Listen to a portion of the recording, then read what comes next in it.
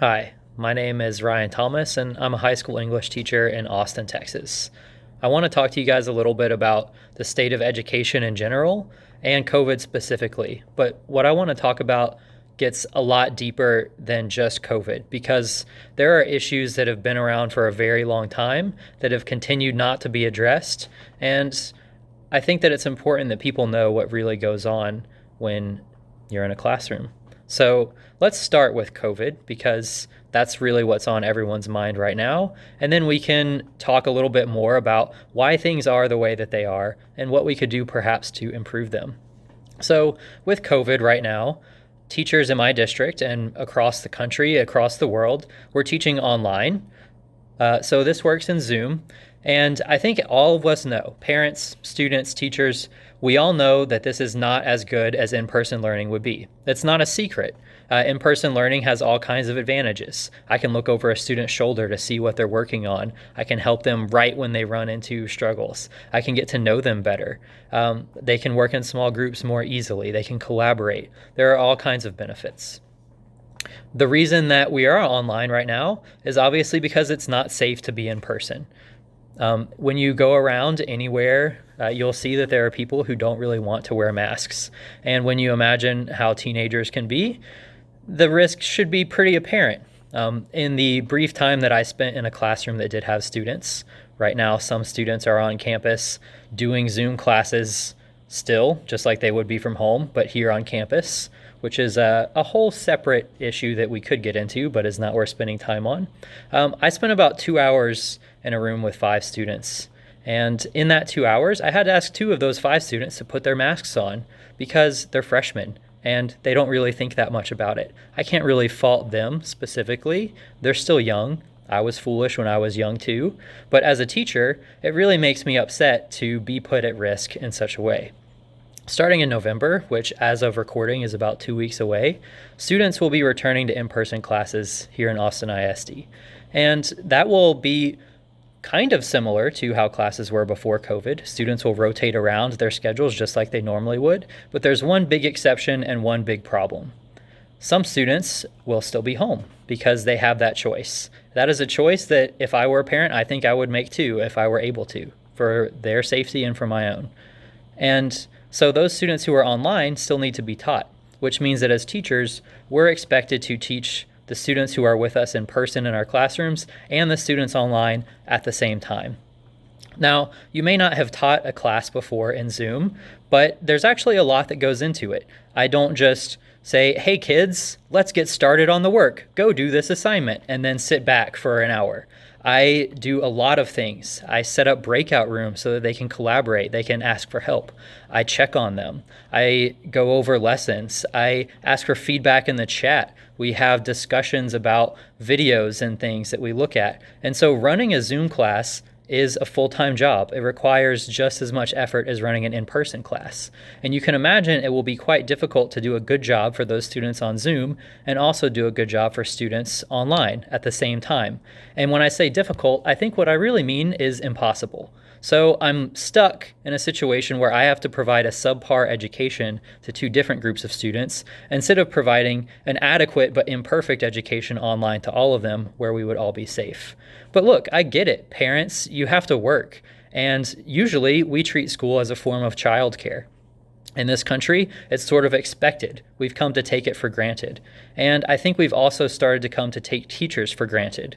Here's a surprising fact that you may not know. Here in the state of Texas, where I was born and raised, teachers are not allowed to take any collective action together whatsoever. And the penalty for taking collective action, by which I mean refusing to work in unsafe conditions, for example, is that they can strip us of our retirement. Our retirement that came from our own paltry paychecks that are already not high enough for the level of education that we have, that are already not high enough for the amount of work and effort and energy that we put into our job because we love our kids.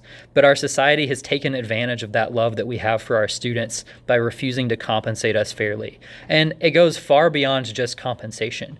It goes into the resources that we have to do right by our kids.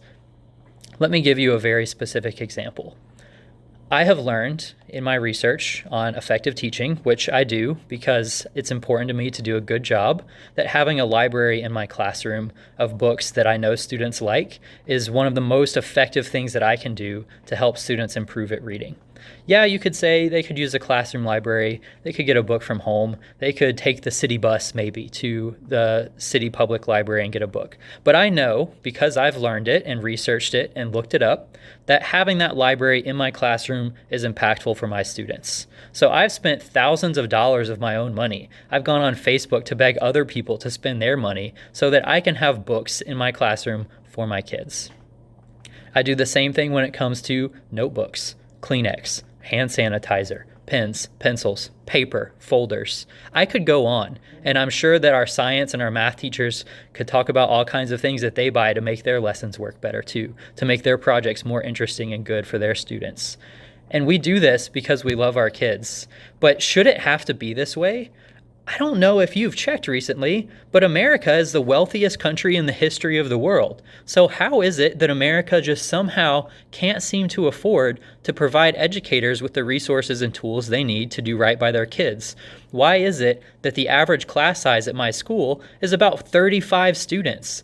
I know teachers who have more than 40 students in each class.